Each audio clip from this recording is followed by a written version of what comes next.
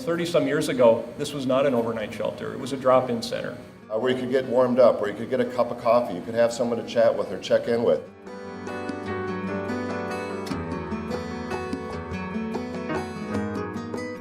This is our 33rd year in operation. It's just unbelievable that this building has stood for so long.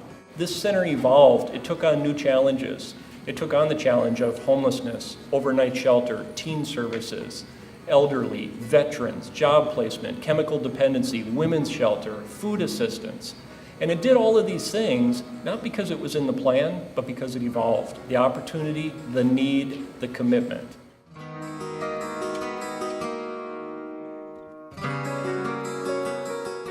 We cannot continue to have hundreds of people sleeping on the floors in a space that was never designed to have that happen.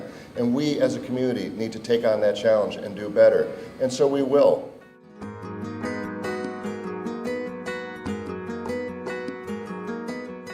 I'm really honored and pleased that Matt Kramer from the Chamber of Commerce and Carlene Rhodes from Minnesota Philanthropic Partners have agreed to chair a committee to really ask this central question of what kind of community are we?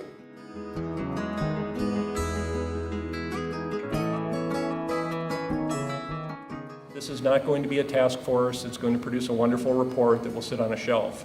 We can't afford to treat people with less than the dignity they deserve. It is the spirit of this community that I'm convinced will address this question. And we'll address it better, I think, than any other community, because we have the will, we have the determination, and we have the leadership to do it. And if we cannot do this, then I think it calls into question who we are as a community.